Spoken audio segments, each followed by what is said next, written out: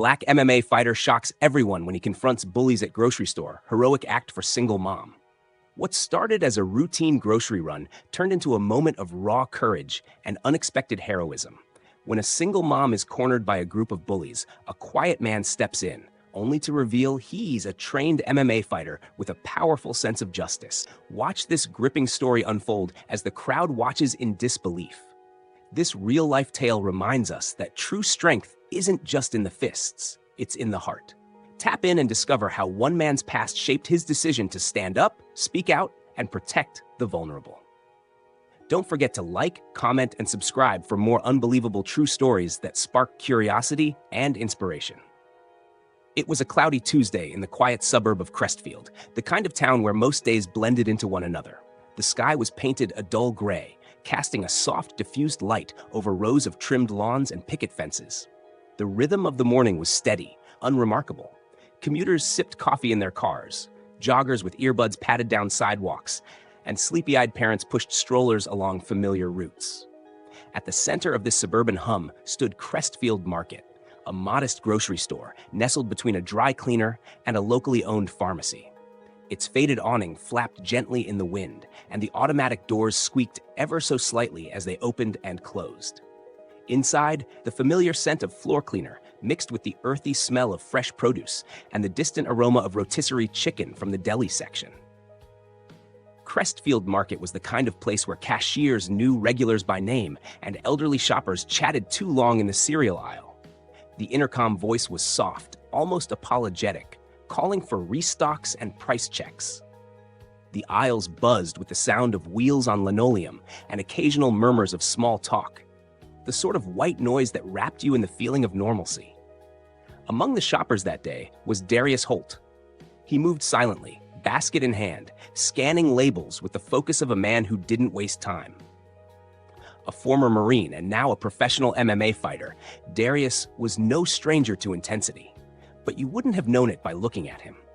He didn't carry himself like someone who'd seen war or fought in cages. There were no visible scars or flashy signs of bravado. He wore a plain dark hoodie, the hood down, revealing a clean-shaven head and a pair of calm, observant eyes. His sweatpants and sneakers were well-worn, practical. To the casual observer, he was just another man grabbing groceries, possibly after a workout. But there was a certain stillness about Darius, a self-assuredness in his posture, the kind of presence that filled a space without trying.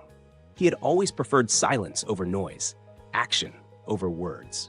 As he walked through the produce section, carefully selecting bananas and checking the ripeness of avocados, his mind drifted. He thought about his next fight, about the routine training ahead, about the chicken and brown rice he'd cook later. He wasn't in a rush. Darius rarely was. Life had taught him to move with purpose, not panic. Then it happened. Just as he reached for a crisp green apple, his ears caught something, laughter, but not the joyful kind. It was sharp and cutting, with an edge that twisted in the stomach. He turned his head slightly, listening more closely. The laughter was followed by voices, loud and mocking. "You gotta be kidding me," one voice said, loud and smug. "Why even bother if you can't pay for it all?" came another, followed by a snort of derisive laughter. Darius's hand froze over the apples. His body went still, instincts flickering to life beneath the surface. He recognized the tone, not just teasing, but humiliating. A scene was unfolding somewhere near the front of the store, and even from where he stood, he could feel the energy shift. Shoppers had stopped. The air thickened. He slowly turned his head toward the checkout lines, and that's when he saw them. 3 men stood near one of the express lanes, posturing like high school bullies who never grew up. Loud, entitled, and clearly enjoying the attention, they focused their ridicule on a young woman struggling at the counter. She was fumbling through a stack of coupons, a toddler gripping her coat and peeking out from behind her. The woman looked small next to them, not in size, but in presence. Her face was flushed, eyes cast downward as if trying to shrink from their words. Her cart held a few essentials: bread, milk, some canned goods, and diapers. Nothing extravagant. Nothing anyone should be mocked for. Darius's jaw clenched. The scene before him stirred something deeper than just the urge to intervene. It reached into memories he rarely revisited, memories of his own mother in stores like this, doing her best with what little they had, often in the face of judgmental stares and whispered comments. He remembered standing next to her, confused and angry, wishing someone, anyone, would have stepped in. Now he was that someone. Without a word, Darius set his basket gently on the floor beside the apples. He rolled his shoulders once, exhaled slowly, and began walking toward the commotion.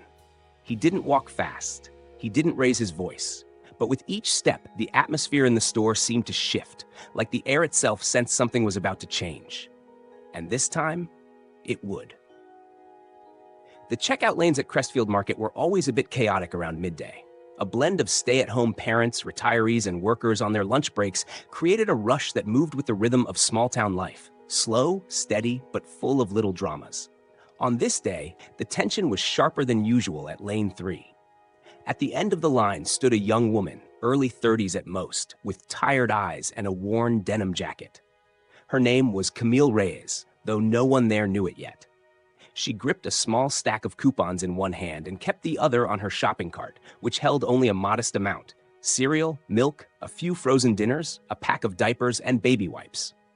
The cart wasn't full, but it looked heavy with decisions. At her side stood a little boy, maybe 5 years old. His coat was too big, sleeves swallowed his hands, and he clung to his mother like she was the only safe thing in the world. He didn't speak, didn't fidget, just stared up at her, sensing that something was wrong even if he didn't have the words to name it. Just a few feet away, leaning lazily against the candy racks, were 3 men. They were loud, middle-aged, and dressed like they were trying too hard to be young. Tight jeans, flashy sneakers, and designer-brand shirts that had long lost their original fit. They weren't just laughing among themselves. They were directing their mockery like arrows aimed straight at Camille. "Maybe put some stuff back, sweetheart," one of them said, grinning with a smugness that made his words feel like a slap. The others snickered. "Yeah." Another chimed in, his voice raised enough for everyone nearby to hear. "Don't think your EBT can cover all that? What's the limit on those things again? Like $20?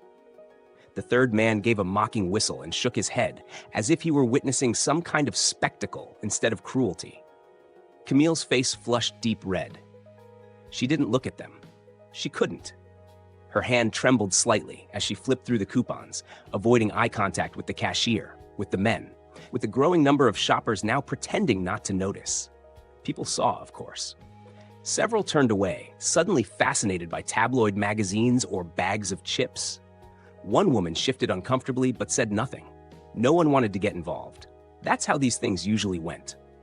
Camille's breathing quickened. Her eyes darted between the items in her cart and the coupons in her hand, doing fast math in her head. The milk could stay, but maybe the frozen meals had to go. The baby wipes were essential. The diapers? She couldn't not afford them, but she might literally not be able to afford them. Her son tugged gently at her sleeve, eyes wide and uncertain. "Mama?" he asked softly. That single word almost undid her. She gave him a tight smile, but it didn't reach her eyes. Her mind was in a storm, shame, panic, exhaustion, all whirling together. Darius Holt, watching from the edge of the produce section, felt a slow, familiar burn rise in his chest. He didn't know Camille. He didn't know her son. But he knew that look on her face, the one that said, "I just want to get through this without breaking down." And he knew those men, maybe not by name, but by type. He'd seen them growing up, the ones who laughed from the safety of numbers, who picked on the tired and vulnerable to feel big. He'd seen them mock his mother once, years ago, when she had counted coins at a gas station, trying to buy a gallon of milk and a loaf of bread. He remembered that helpless feeling, the heat behind his eyes, the rage he couldn't express as a child. Now he wasn't a child anymore. He was a fighter, a protector. And that moment had come back to him, not as a memory, but as a call to action. Without a word, Darius gently set his basket down beside the apple display. His body moved before his thoughts had fully formed. Every step he took toward that checkout lane was measured, quiet, but firm. He didn't rush. He didn't puff up his chest or raise his voice. But the atmosphere in the store changed. Those who had been pretending not to see were now watching, some out of curiosity, others out of hope. The laughter from the men began to taper off as they noticed the large, calm figure approaching. His face didn't show anger, but his eyes were sharp, focused, and absolutely unflinching. Darius moved like a man who didn't need to ask for attention. He simply commanded it. And as he stepped closer, the temperature in Lane 3 seemed to drop, as if even the walls of Crestfield Market had gone still to witness what would happen next. The silence that followed Darius's approach was dense, the kind of silence that draws breath from a room before a storm breaks. The air around the checkout lane felt charged, like static clinging to skin. Conversations halted. Even the beeping scanners paused, as if the cashier's hands forgot how to move. Darius walked with the quiet confidence of someone who had been through darker moments than this. His steps didn't announce themselves with bravado. There was no dramatic flair, just purpose. He stopped a few feet away from the three men and spoke, his voice low, clear, and controlled. "That's enough," he said. "Back off." The words weren't shouted, but they struck like a bell tolling in a silent church. Everyone heard them. Everyone felt them. The tallest of the three men turned around slowly, sizing Darius up. His smirk was a mix of disbelief and arrogance. He looked Darius over like he was trying to measure whether he was worth the trouble. "Who asked you, tough guy?" he sneered, trying to puff himself up. His voice held an edge of forced confidence. He knew the tone well, but it didn't carry the weight it usually did. Darius didn't answer immediately. He just looked at him. There was something in Darius's gaze, steady, unwavering, and heavy with silent experience. It was the look of a man who knew exactly what he was capable of, but didn't need to prove it. That silence alone rattled the bully more than any threat could have. Then, without a word, Darius took one small step forward and moved between the woman and the men. The shift was subtle, but unmistakable. He stood there, tall and still, his body like a barrier carved out of stone. Camille flinched at first, not out of fear, but shock. No one had stood between her and danger in a long time. The bullies hesitated. This wasn't what they were used to. An audience, yes. Control over someone vulnerable, yes. But a calm, commanding wall of a man who wasn't playing their game? That threw them off. "You can talk big," Darius said, his voice as steady as a heartbeat. "But let's see if you can act with half the decency this woman's showing right now." The line hit them hard. One of the men, the shortest of the three, but clearly the loudest, took a step forward, face twisting into a grin he didn't quite believe in.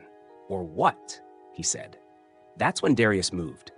It wasn't violent. It wasn't even fast. It was smooth, precise. As the man stepped too close, Darius shifted his weight and gently redirected the man's momentum with one arm. In one clean, fluid motion, he sent him stumbling back 2 full steps, off balance, surprised, and completely deflated. No fist, no threat, just effortless control. Gasps echoed around the store. The man looked up, disoriented, his ego visibly bruised. He glanced at his friends, expecting them to react, to back him up, but they didn't move. Their earlier swagger had evaporated. Darius turned his eyes to all three and spoke again, calmly. "Go," he said. "This isn't your moment." His words were final. Not a challenge, not an invitation. Just a simple truth. It cut through whatever thin bravado the men had been clinging to. The three of them lingered for a second longer, their expressions a mixture of anger and embarrassment. But they knew. They weren't in control anymore. Grumbling under their breath, tossing half-hearted insults over their shoulders, they backed away and walked out. One of them glanced back one last time, but Darius didn't even look at him. He was already turning to Camille. And just like that, the atmosphere shifted again. The tension unraveled, and the collective breath everyone had been holding was finally released. As the last of the bullies shuffled out the front doors, their bravado scattered and broken, a hush lingered in the store. It was the kind of silence that wasn't empty, but full of relief, of quiet awe, and of a collective realization that something meaningful had just happened. Darius slowly turned his attention from the doorway to the woman behind him. She was still gripping her coupons like they were her only lifeline. Her hands trembled slightly. The corners of the paper crinkled where her fingers had tightened. Her son, eyes still wide and unsure, stood behind her with one hand wrapped tightly around her coat. For a moment, Darius simply looked at her. Not with pity, not with judgment, but with recognition. The kind of recognition that only someone who had lived through struggle could truly offer. "You don't owe anyone an explanation," he said quietly, his voice carrying more weight than volume. "Not for doing what you need to survive." The woman blinked rapidly, as if trying to process that someone had spoken to her with kindness instead of condescension. Her shoulders, which had been locked in place since the ordeal began, finally loosened a fraction. It was small, but to Darius, it was everything. Her lips parted slightly. "Thank you," she whispered. Her voice was thin, barely audible, but filled with emotion. It trembled at the edges like she hadn't used it for something soft in a long time. Darius gave a small nod, a quiet acknowledgement. Then he turned to the cashier, who was still frozen behind the register, her eyes darting between him and the woman. "Go ahead and ring it up," he said. "Put the rest on my tab." The cashier hesitated. "Sir, you really don't have to." "I know," Darius interrupted gently, "but I want to." It wasn't a grand gesture. There was no dramatic speech, no sweeping act, just a simple choice made with quiet conviction. The woman looked down at the items in her cart, items she had been preparing to give up just moments earlier. She opened her mouth to protest, but no words came. Instead, she looked at Darius again, as if trying to memorize the face of the man who had stepped in not just to protect her, but to see her. Behind them, the atmosphere of the store began to shift again. Several bystanders who had watched silently now reached for their phones, not to make calls, but to hit record. Cameras clicked, fingers swiped across screens. Someone nearby murmured, "Did you see that?" Another whispered, "That guy, he just stepped in like it was nothing." A soft ripple of clapping started, not loud, not explosive, but heartfelt. It wasn't a round of applause for a show. It was an acknowledgement of courage. A thank you from people who had just been reminded of what doing the right thing looked like. But Darius didn't stay to bask in it. Without another word, he turned back toward the produce section, where his basket still waited by the apples. He picked it up, calm as ever, and resumed his shopping like nothing out of the ordinary had just taken place. Because for Darius, it wasn't about being a hero, it was about being human. By nightfall, what had been a quiet act of courage in a small-town grocery store had begun to echo far beyond the walls of Crestfield Market. It started with a single video. A woman standing 2 checkout lanes over had recorded most of the encounter. Her phone angled just enough to capture Darius stepping between the mother and her harassers. The clip was shaky, the audio slightly muffled, but the message came through with unmistakable clarity. The video opened with the tension already thick. The bullies jeering, the mother clutching her coupons, her son's small hand gripping her coat. And then in walked Darius, silent, calm, immovable. His voice, though quiet, was captured perfectly in the footage. You don't owe anyone an explanation, not for doing what you need to survive. That single line hit like a bolt of lightning. The clip was uploaded to X, formerly Twitter, by a user with a modest following, who captioned it, "MMA fighter steps in when 3 men mock a mother. Watch what he does." Within hours, it exploded. Retweets surged into the tens of thousands, then hundreds of thousands. Other users reposted it across platforms, Instagram, Facebook, TikTok. Within a day, the video was everywhere. The hashtags #HagsManInAisle9, Dignity Matters, and Stand Quietly began trending in multiple countries. News outlets picked up the story, running headlines like, "Quiet Strength, MMA fighter's grocery store standoff inspires millions. Compassion in Crestfield. Man steps in, internet erupts. Not all heroes wear gloves. Sometimes they wear hoodies."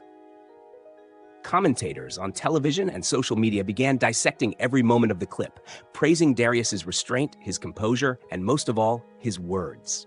Psychologists and social justice advocates appeared on morning shows discussing the deeper meaning behind his statement. The quote, "You don't owe anyone an explanation for surviving," was suddenly everywhere. It appeared on t-shirts, coffee mugs, posters, and phone cases. Artists turned it into digital murals. Activists used it in campaigns. Teachers brought it into classrooms for discussions about empathy and strength. Even celebrities joined the wave. Actors, musicians, athletes, people with massive platforms shared the video and added their own voices of support. One actress called it a masterclass in grace. A famous fighter tweeted, "Real toughness isn't in the punch, it's in the pause. Respect to this man." Suddenly, Darius Holt was no longer just a name. He had become a symbol. The fighter of Crestfield, the man in aisle 9, strength with compassion. But while the world searched for interviews, sound bites, and behind-the-scenes details, Darius remained silent. Reporters camped outside the gym where he trained. News anchors sent requests for exclusive interviews. One outlet even offered to fly him out to New York for a primetime feature. Darius declined them all. He issued only one short written statement when asked for comment. "It wasn't about me, it was about doing what's right." And that was all he said. He didn't chase the spotlight. He didn't post a follow-up. He didn't monetize the moment. Instead, he went back to the gym the next morning at 6 a.m., trained like always, and returned to his quiet life. But the world around him had changed. The video continued to ripple through communities, online and off. Conversations were happening, real ones, about how we treat people in public spaces, about the importance of standing up without escalating, and about the quiet power of simply showing up for someone else. And somewhere in Crestfield, a grocery store still carried the echo of one man's words. In the days following the viral video, as the internet buzzed with praise and speculation, a new voice entered the conversation, quieter, more personal, and profoundly moving. It came in the form of a blog post. The piece was published on a modest website that usually shared parenting stories and essays on resilience. It didn't carry a clickbait headline or a flashy banner, just a simple title, "To the Man in the Hoodie, Thank You." It was written by Camille Reyes. Until then, the world had only known her as the woman at the store. In the comments beneath the video, she had been labeled a victim, a mother in need, a symbol. But in this post, she reclaimed her name, her voice, and her truth.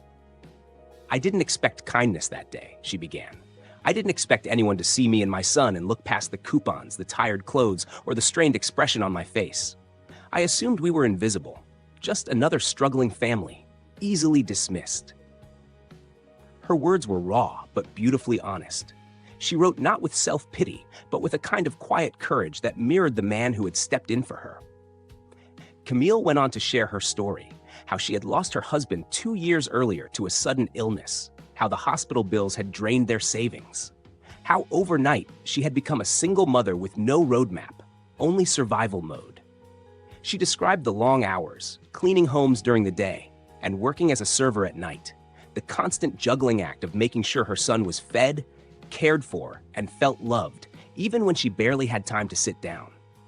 She spoke about the guilt that came with choosing between groceries and rent, about how even the smallest decisions, like whether to buy milk, felt monumental. That particular day at the grocery store, she wrote, she had stood in the dairy aisle for almost 10 minutes, staring at the shelves, calculating what she could afford, milk or baby wipes, cereal or vegetables. There was no luxury in her choices, only necessity. "I'd already decided to put a few things back before I even got to the checkout," Camille wrote. "But I was hoping I wouldn't have to. I was hoping today, for once, we could leave with everything we needed." And then the comments started. She described how the bully's words sliced through her like glass, how every cruel laugh brought with it a wave of shame that she tried not to show in front of her son, how she had mastered the art of swallowing tears in public. And then she wrote about Darius. "When he walked up, I didn't know what to think. I thought maybe he was going to join in. That's what usually happens, right? One person mocks you, and others feel brave enough to pile on. But he didn't. He didn't say much, but what he said changed everything. He didn't just defend me. He saw me. And not just as a struggling mom, but as someone who deserved dignity, someone worth standing up for." She spoke about how his words rang in her ears long after he walked away. "You don't owe anyone an explanation for surviving." That one sentence, she said, unraveled years of guilt she didn't even know she was carrying. "I realized I've spent so much of my life apologizing for trying, apologizing for working 2 jobs, for using coupons, for not having a partner to help me.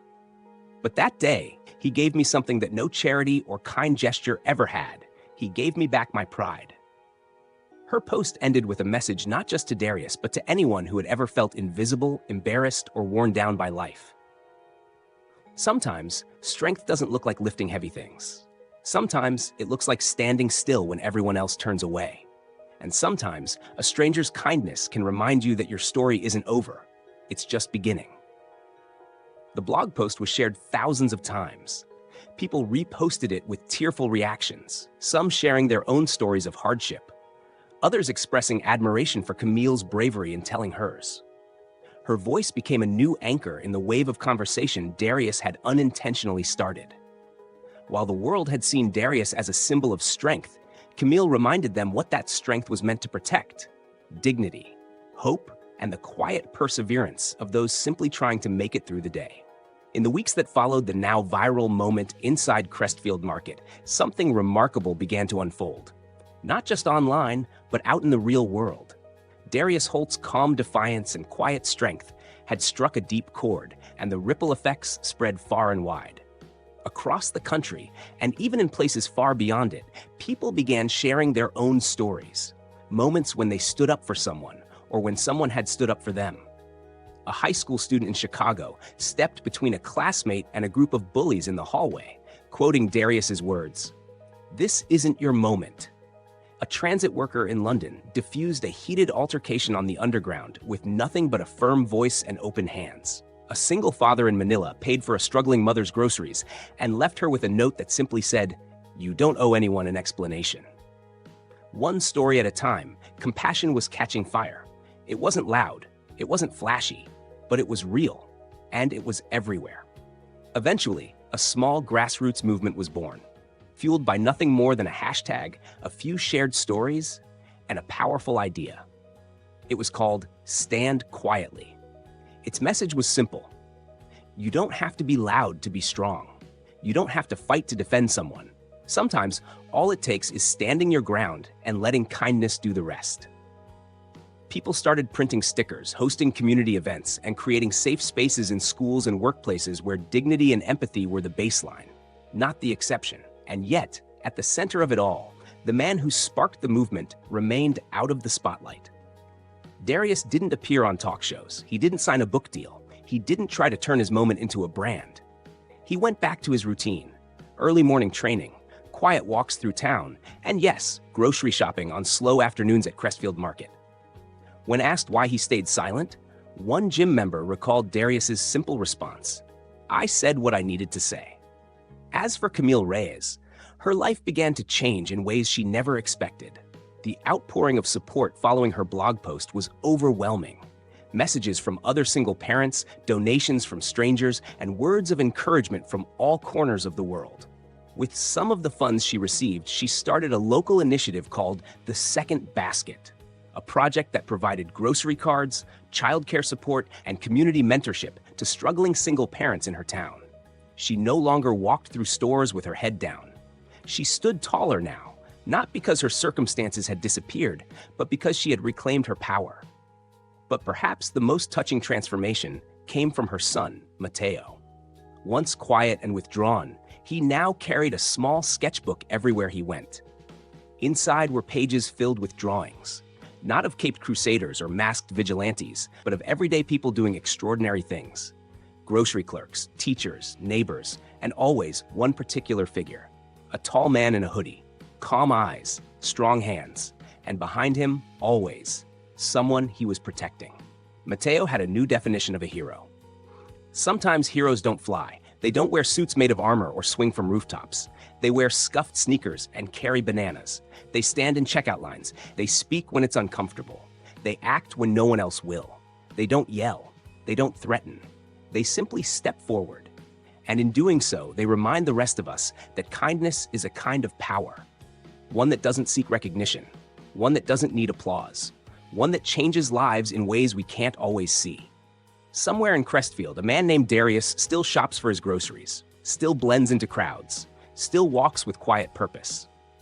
He's not waiting for a moment, but if it comes again, he'll be ready. Because in a world that often shouts, the quietest strength speaks the loudest. If this story moved you, inspired you, or made you think twice about what real strength looks like, subscribe for more powerful stories that shine a light on the quiet heroes around us. Your next story starts with a single click. Hit that subscribe button and never miss a moment that might just change the way you see the world.